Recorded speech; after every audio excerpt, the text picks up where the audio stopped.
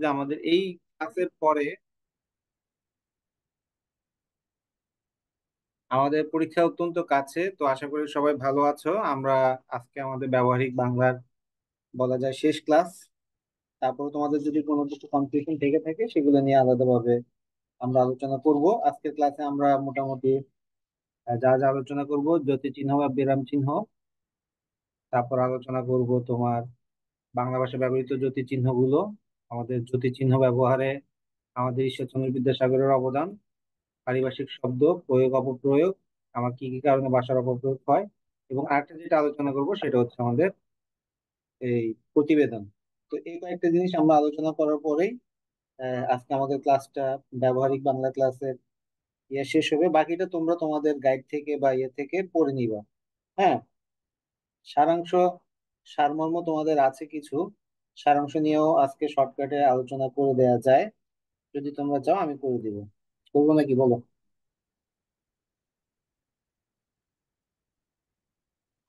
কেউ কোনো কথা বলতেছো না কেন? তোমরা কথা না বললে আমি জুমে ক্লাস নিয়ে লাভ কি? তাহলে আমি আহ, একটা ভিডিও ইয়ে করে গ্রুপে দিয়ে দিলে তো হয়।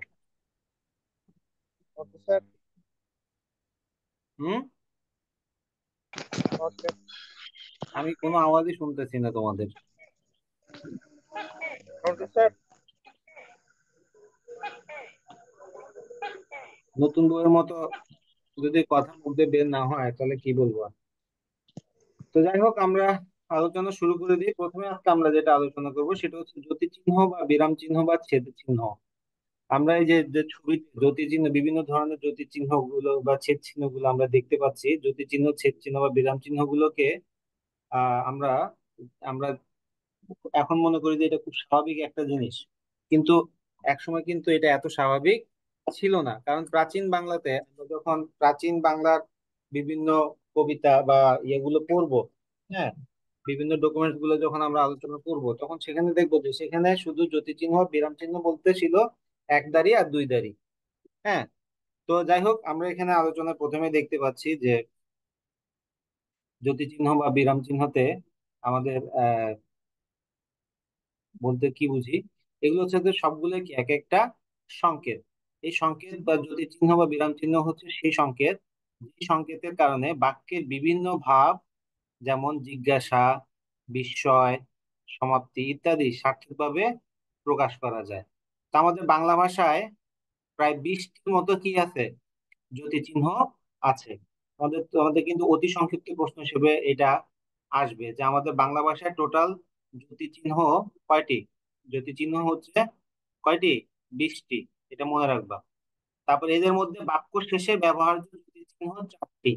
বাক্য শেষে আমরা কোথায় ব্যবহার করি? বাক্য শেষে মনে করি যে দাড়ি ব্যবহার করতেছি, কোশ্চেন মার্ক ব্যবহার করতেছি, বিস্ময়বোধক চিহ্ন ব্যবহার করতেছি, তাই না? আর এই যে যে এইগুলো, সেগুলো হচ্ছে যে 4টি, এবং বাক্যের ভিতরে ব্যবহার্য হচ্ছে 10টি। বাক্যের ভিতরে কোনগুলো, যেমন আমরা মনে করো কমা ব্যবহার করতেছি, উদ্ধৃতি কমা ব্যবহার করতেছি, কোলন ব্যবহার করতেছি, হ্যাঁ, এগুলো হচ্ছে আমার কি বাক্যে ব্যবহৃত। তোমরা এই পার্টটা খুব ভালোভাবে শিখে নিবা যে এদের মধ্যে বাক্য শেষে ব্যবহার্য জ্যোতি চিহ্ন 4টি, বাক্যের ভিতরে ব্যবহার্য 10টি, এবং বাক্যের মধ্যে আগে ব্যবহার্য 6টি। বাক্যের আগে কিরকম? মনে করো আমি একটা বিষয় লিখতেছি, রচনার বিষয় লিখতেছি। বিষয় লিখে আমি কিভাবে লিখবো? বিষয়, এই যে বিষয় লিখে আমি যে দুইটা পূরণ দিলাম, হ্যাঁ, এগুলাকে বাক্যের আগে। এভাবে আমাদের জ্যোতি চিহ্ন হচ্ছে যে একটা সংকেত, যেই সংকেতটা আমাদেরকে কোথায় আম, প্রশ্ন জিজ্ঞাসা করা হবে, কোথায় বিস্ময়, কোথায় সমাপ্তি বা শেষ করতে হবে, এইসব নানা কিছু আমাদেরকে সংকেত দেয়। সেগুলোকে বলা হয় জ্যোতি চিহ্ন বা বিরাম চিহ্ন বা ছেদ চিহ্ন। তো তোমাদেরকে এখন একটা প্রশ্ন করব, বিরাম চিহ্ন ব্যাকরণের কোন অংশে আলোচিত হয়, এটা কে বলতে পারবে? দেখি বলো তো।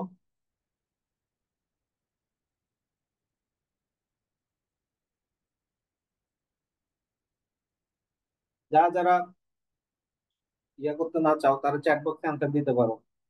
বলো, বিরাম চিহ্ন ব্যাকরণের কোন অংশে আলোচিত হয়?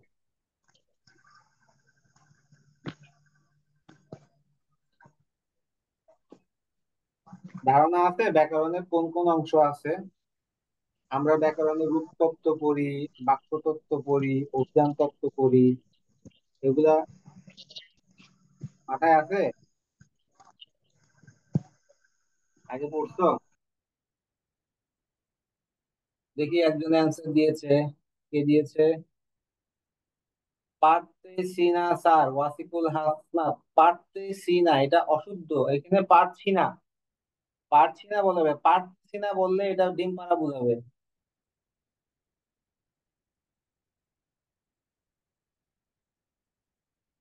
তো যাই হোক, এখানে অনেকে বলতে পারছো না। বিরাম চিহ্ন বাংলা ব্যাকরণের আলোচনা করা হয় বাক্য তত্ত্বে, এটা তোমরা সবাই লিখে রাখো। বাক্য কি তত্ত্বে, ঠিক আছে? বিরাম চিহ্ন ব্যাকরণের বাক্য তত্ত্বে অংশে আলোচনা করা হয়। তো আমরা বিভিন্ন ধরনের বিরাম চিহ্ন গুলো এখানে এখন আলোচনা করব, কোন বিরাম চিহ্নের জন্য কেমন। যেমন জ্যোতি চিহ্নের নাম বা কমা বা পাদচ্ছেদ, দেখো এগুলোর কিন্তু আবার আলাদা নামও থাকে। আমরা বাংলা ভাষায় ব্যবহৃত বিভিন্ন যে জ্যোতি চিহ্ন গুলো আছে, আমরা এখন সেগুলো নিয়ে কি আলোচনা করব। প্রথমে আসতেছে আমার কমা বা পাদচ্ছেদ। এক বলতে যে সময় প্রয়োজন, ততটুকু সময় কি আমরা এখানে থামবো। তো যেমন আমরা এরকম বলি না, তুমি বললে আমি আজকে বাজারে যেতাম না, বাবা বলেছিল সে আহ, রাতে ঢাকা যাবে। তো এই যে এখানে আমরা এক বলতে যতটুকু সময় লাগতেছে তার চেয়ে একটু কম সময় আমরা থামি। এই যে কবিতা আবৃত্তি করার সময়, হ্যাঁ, কোনো বক্তব্য দেওয়ার সময় আমাদের এই জ্যোতি চিহ্নগুলো খুব বেশি সাহায্য করে। কারণ আমরা যদি বক্তব্য একটানা বলে যাই, এগুলো বলে যাই, তাহলে সে বক্তব্য কেউ শুনবে না। এটা কোনো কি থাকবে না, আগ্রহী থাকবে না কারো। কিন্তু আমরা যদি জ্যোতিচিহ্ন ব্যবহার করলে, ভাইয়েরা আমার, যেমন এই যে বঙ্গবন্ধু যখন 7ই মার্চের ভাষণে বললো ভাইয়েরা আমার বলে, কিন্তু একটু দেখবা যে একটু থামছে। হ্যাঁ, সে যদি বলতো যে ভাইয়েরা আমার, আজ বড় দুঃখ ভারাক্রান্ত মন নিয়ে আপনাদের সামনে এসেছি, এরকম করে বললে সেটা কি হতো না, আমাদের উপরে প্রভাব ফেলতে পারতো না। তাই আমাদের সুন্দরভাবে কথা বলা, মনের ভাব প্রকাশ করা, কোনো কিছুকে সুন্দরভাবে উপস্থাপন করা, এগুলোর জন্য আমাদের জ্যোতিচিহ্ন জানা খুব বেশি দরকার। আচ্ছা, এখন আসো আমরা সেমিকোলন। সেমিকোলন হচ্ছে এক বলার দ্বিগুণ সময়। হ্যাঁ, এক বলার দ্বিগুণ সময়। আমরা অনেকে মনে করি যে সেমিকোলন জায়গাটাতে একটু সময় আরো কম ব্যবহার করতে হবে, না, এখানে কিন্তু আমার কমাতে যতটুকু সময় ব্যবহার করছি, সেমিকোলনে তার চেয়ে আমার কি বেশি সময় ব্যবহার করতে হবে। দাড়ি বা পূর্ণচ্ছেদ, দাড়ি বানানটা আবার দেখো এইভাবে, দাড়ি এখানে একটা চন্দ্রবিন্দু আছে, এই চন্দ্রবিন্দুটা যাতে না ভুল হয়। যদি চন্দ্রবিন্দু না দাও তাহলে হচ্ছে যে আমাদের মুখে, ছেলেদের মুখে যে দাড়ি গজায়, সেই দাড়ি বুঝাবে। আর চন্দ্রবিন্দু দিয়ে দাড়ি বুঝালে এই যে জ্যোতি চিহ্ন দাড়ি আমরা তো বাক্যের শেষে যেটা ব্যবহার করি সেটা বুঝাবে। এখানে আমাদের সময় হচ্ছে দাড়িতে 1 সেকেন্ড সময় কি থামতে হবে, 1 সেকেন্ড একদম পুরোপুরি।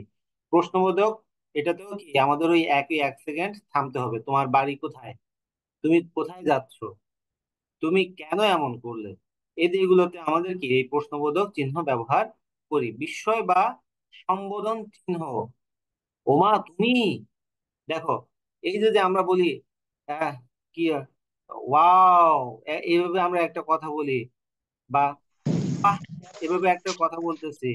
হ্যাঁ, বা আহারে, তার মনে কি দুঃখ। এই যে আহারে বলে আমি কি একটু থামতেছি, এই যে বিস্ময় বা ইয়েতে থাকলে, হ্যাঁ, আমার এই যে এখানেও কি 1 সেকেন্ড সময় থামতে হবে। কোলন, কোলন কোনটা বলি আমরা, এই যে দুইটা আমরা কোলন আর বিসর্গ তো অনেক সময় ভুল করি। এই যে এরকম ফুল ডট যদি হয় দুইটা, তখন সেটাকে বলা হয় কোলন। ওকে, যেমন আমরা কোলনটা অনেক জায়গায় ব্যবহার করি, যেমন উদাহরণ হিসেবে বলি যথা, যথা, যথা দিয়ে তারপর আমরা উদাহরণ দিচ্ছি, তাই না? তখন আমাকে এখানে একটু কি থামতে হয়।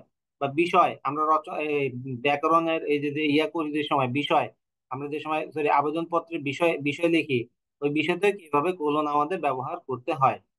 এভাবে হচ্ছে যে ড্যাশ, ড্যাশটা কোথায় ব্যবহার করি আমরা, এটা ওই যে বিভিন্ন উদাহরণ এ বা আমরা এই বিষয়ে যা যা জানা যায়, এই বিষয়ে যা যা জানা যায়, জানা যায়, এতটুকু লিখে এভাবে লিখে তারপর আমরা এখান থেকে শুরু করতে পারি, বা এখানে নতুন আরেকটা লাইনেও কি শুরু করতে পারি। এভাবে আমাদের এই জিনিসগুলো তোমাদের বইতে খুব সুন্দর করে দেওয়া আছে। কোনোটা যদি না বুঝো তাহলে সেগুলো একটু আমাকে নক করিও, এটা তোমরা একটু বিস্তারিত পড়ে নিবা। হ্যাঁ, এটা তোমাদের অনেক কিছু জানার আছে। এটা খুব সহজ একটা বিষয়, এটা নিয়ে আলোচনা করে আমি সময় নষ্ট করতে চাই না। তো এ, কিন্তু এটা খুবই গুরুত্বপূর্ণ, এই চারটার প্রত্যেকটা জিনিস তোমাদের এখনই জেনে থাকা দরকার।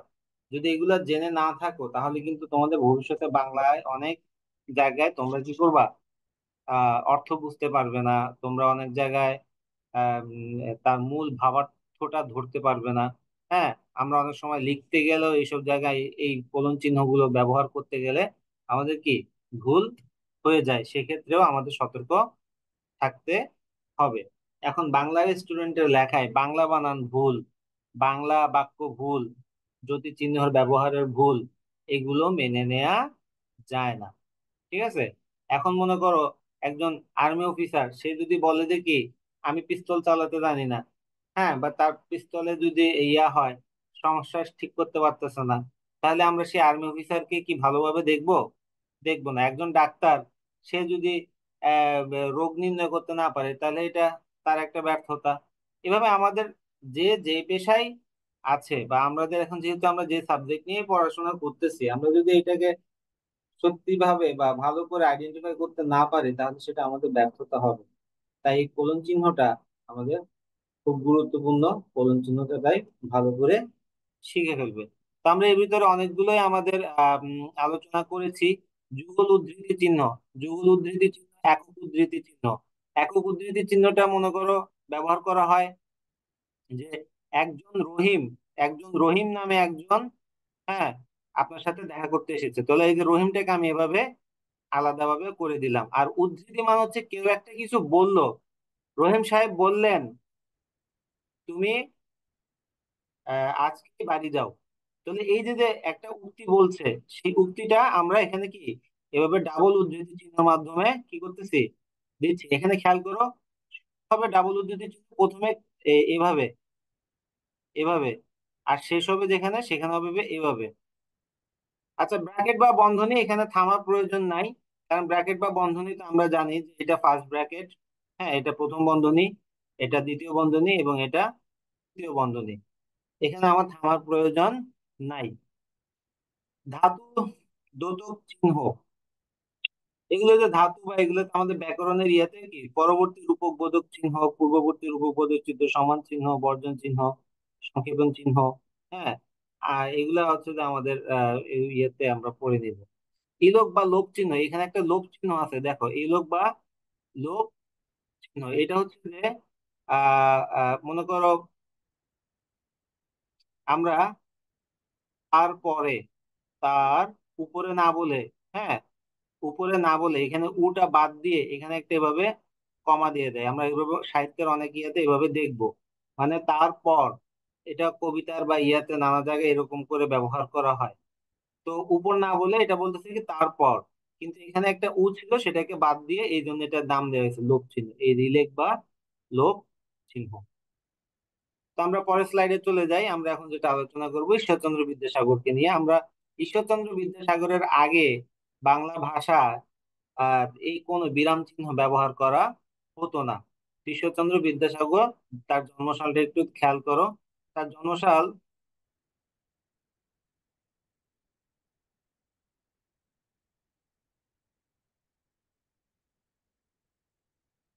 দেখো, 1820 থেকে 1891 মাস পর্যন্ত, তাহলে তিনি কত বছর বেঁচে ছিলেন?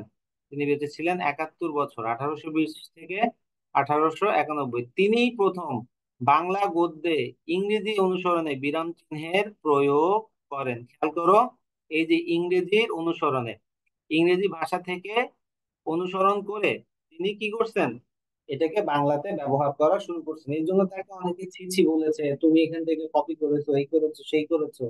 হ্যাঁ, কিন্তু তোমরা একটু জিনিস চিন্তা করো যে তখন যদি তিনি এই বিরাম চিহ্ন ব্যবহার না করতেন, তাহলে আমরা বর্তমানে বাংলাটা যত সহজে ব্যবহার করতে পারতেছি বা পারছি, হ্যাঁ, সেটা কি সম্ভব হতো?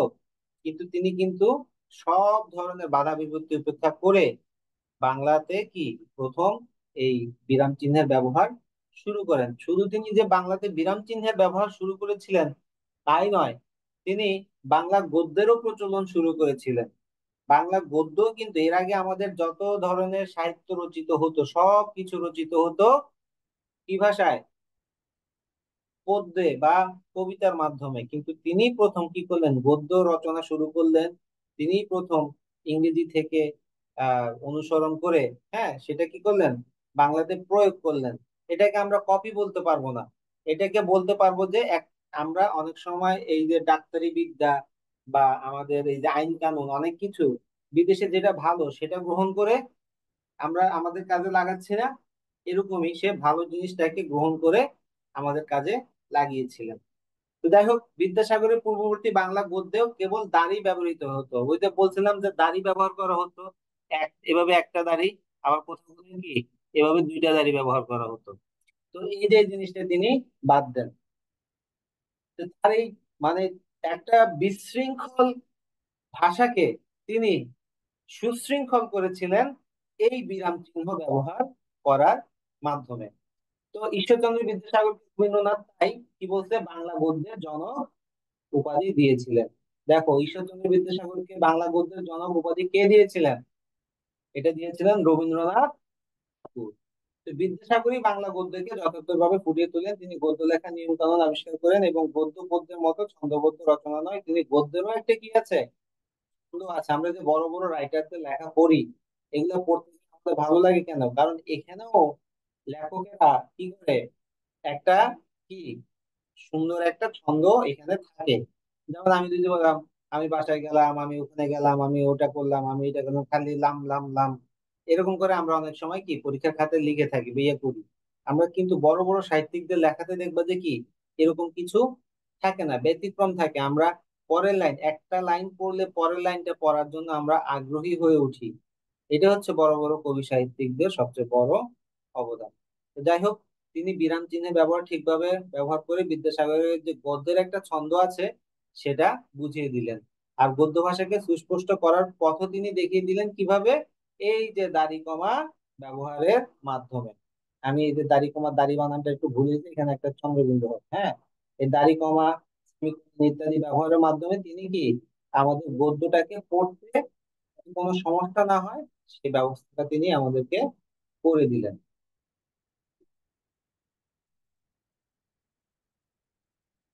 এখন আমরা যেটা আলোচনা করব, পারিভাষিক শব্দ। পারিভাষিক শব্দ বলতে আমরা কি বুঝি?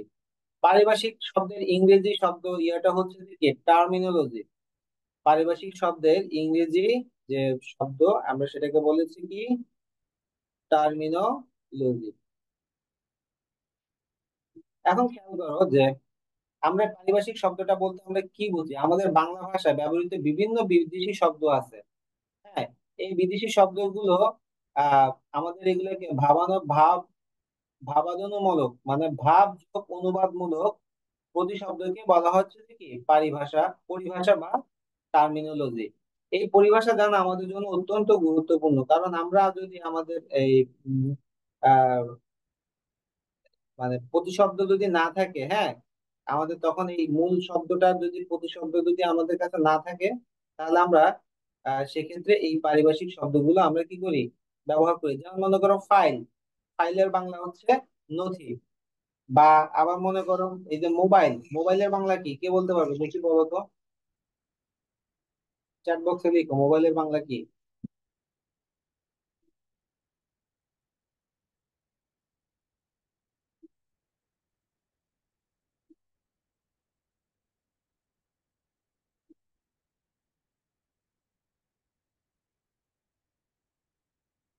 কেউ পারতেছো না, মোবাইল তো সবাই ইউজ করতেছো।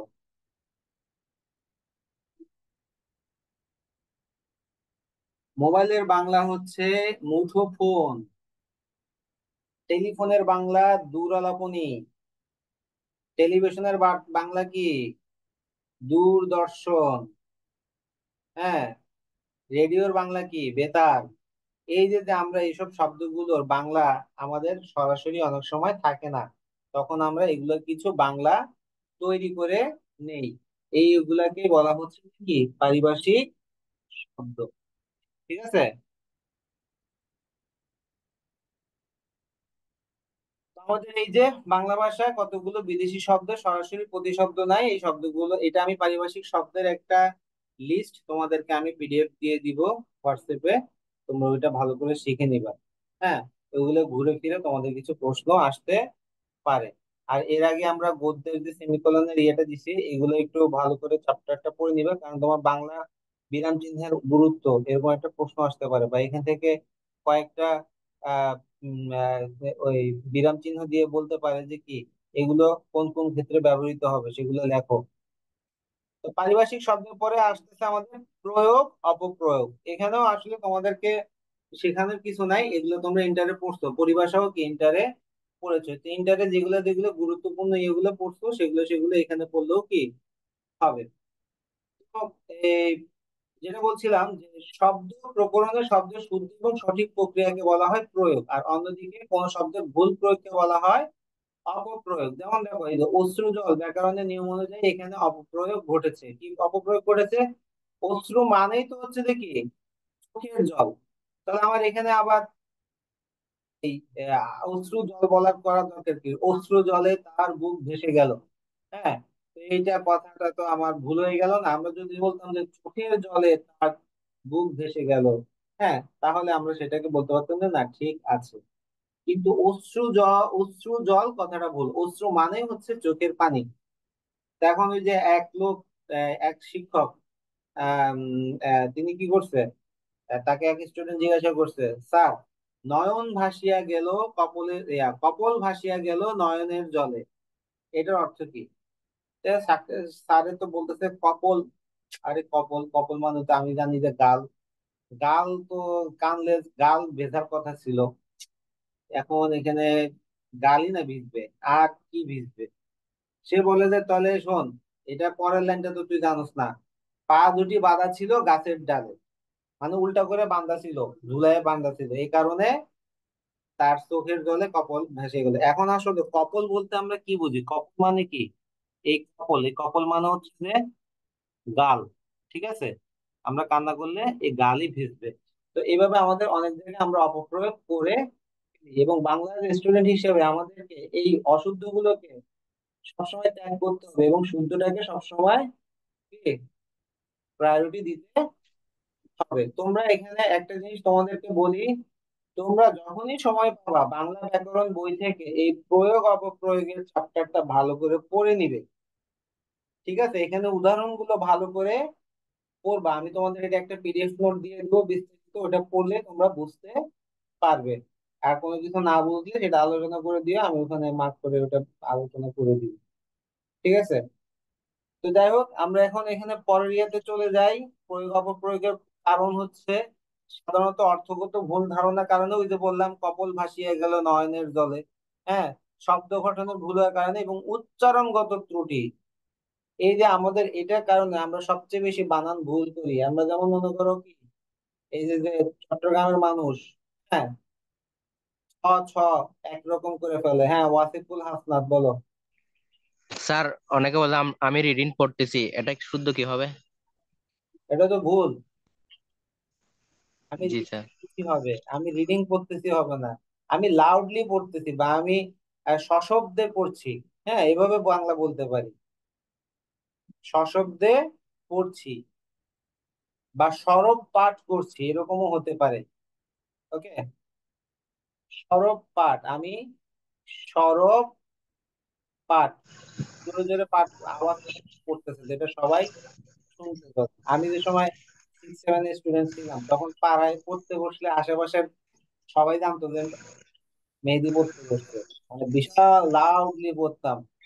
তো রাস্তা থেকেও শোনা যেত, মেইন রোড থেকেও শোনা যেত যে আমি পড়তে বসছি। তা আমাকে বলে আবার অন্যান্য ছেলেদের বলতো, ওই মেহেদি পড়তে বসছে, তোরা এখনো পড়তে বসছ নাই। তো যাই হোক, এই উচ্চারণগত ত্রুটির কারণে আমাদের অনেক সময় ভুল হয়। আমরা উচ্চারণগত ত্রুটিগুলো কি কি করি? এই যে যেমন মনে করো যে তুমি কোথায় যাচ্ছ, হ্যাঁ, তুমি কেন, কেন আমরা চিটাঙ্গা ভাষায় এরকম বলে না? হ্যাঁ, এই যে আমরা চ ছ এক ফেলি, অনেকে দেখবা কোচিং রে কোচিং বলতে পারে না, কি বলবে? কোচিং। অনেক সময় কি বলবে? কোচিং। হ্যাঁ, স্যারকে বলবে স্যার। হ্যাঁ, তারপরে আরো কি আছে? আহ, তোমরা, থ আলাদা করে বলতে পারে না, ক খ আলাদা করে বলতে পারে না, অল্প প্রাণ মহাপ্রাণ ধ্বনিতে মারাত্মক সমস্যা হয়। হ্যাঁ, এই যে আমি একদিন দেখি বলে, বিয়েতে গেছি বলে, কয় কি আলিশান খাবার। আমরা ওখানে গেলাম, ওখানে যাওয়ার পর আমাদের সাথে সাথে খোক আর কেক খেতে দিতে, আমাদের খোক আর কেক খেতে দিতে, মানে কোক আর কি খেতে দিছে, কেক। তো সে বলতেছে আমাদেরকে খোক আর কেক খেতে দিছে। তারপর হচ্ছে যে আবার দেখো ওই যে অনেক সময় গুড়া, হ্যাঁ আমরা এই গুড়া ফুয়া ভাঙি গুড়া গুড়া হয়ে গেছে, আমরা ওখানে গুড়াগুড়ি কেন করছো, আমরা ওখানে এক গুড়া, সব গুড়া চিটাগাং ভাষা সবগুলো হচ্ছে গুড়া। ঘুরতে যাওয়ারে বলে গুড়া, ছোট ছেলেরাও বলে গুড়া, ভেঙে একদম ইয়ে হয়ে গেল সেটারে বলে গুড়া গুড়া। তো এই যে আমাদের উচ্চারণগত ত্রুটির কারণে আমাদের বাংলাতে অনেক ধরনের ভুল আমাদের হয়ে থাকে। আমি আঞ্চলিকতাটাকে দোষ দিচ্ছি না, বা আমাদের যে এই আমাদের যে আঞ্চলিক ভাষা আছে, আমাদের এটা মাতৃভাষা, একে অসম্মান করা উচিত না। অনেক ফ্যামিলিতে দেখি যে বাচ্চাদেরকে তার চট্টগ্রামের ভাষা শেখাচ্ছে না, এটা উচিত না আমার মতে। এটা অবশ্যই তার শেখানো উচিত, তাকে ওই ভাষাটাও শেখাতে হবে। আমার যে বাংলা, স্ট্যান্ডার্ড বাংলা, সেই ভাষাটাও শেখাতে হবে। যেমন এই যে আমাদের যে আইয়ুব বাচ্চু, আমি আইয়ুব বাচ্চুকে পার্সোনালি খুব কাছ থেকে দেখছি। আইয়ুব বাচ্চুর নাম তো শুনতো, গান গাইতে। তো উনি চট্টগ্রামের ভাষায় যখন কথা বলে একদম খাস চিটাগং, কিন্তু তার কথাতে কিন্তু উচ্চারণে কিন্তু কি নাই, কোনো ভুল নাই। এই যে জেমস, জেমসও কিন্তু চট্টগ্রামের, এটা জানো? তারপর সোলসের যে পার্থ বড়ুয়া, সেও চট্টগ্রামের। তারপর এরকম তপন চৌধুরী চট্টগ্রামের। এরকম আরো অনেক অনেক মানুষ আছেন যারা কি চট্টগ্রামে, যারা চট্টগ্রামে এমনিতে দেখা হলে বা ইয়ে হলে তারা আঞ্চলিক ভাষায় কথা বলতেন একদম ফ্লুয়েন্টলি। ওকে, কিন্তু তাদের আর মূল বাংলা ভাষাটাও কিন্তু প্রমিত বাংলা, সেটা তারা শুদ্ধ বাংলাটা শিখেছেন। ওকে, তো যাই হোক, এইটার পরে আমি তোমাদেরকে এখন একটু লিড নিচ্ছি, তোমরা আবার জয়েন করো। আমরা ওখানে আলোচনা করব প্রতিবেদন, তারপরে সারাংশ সারমর্মটা নিয়েও একটু আলোচনা করব। তো আগে আমরা সারাংশ সারমর্ম আলোচনা করব, তারপরে প্রতিবেদন নিয়ে আলোচনা করব। তো তোমরা আবার একটু জয়েন হও।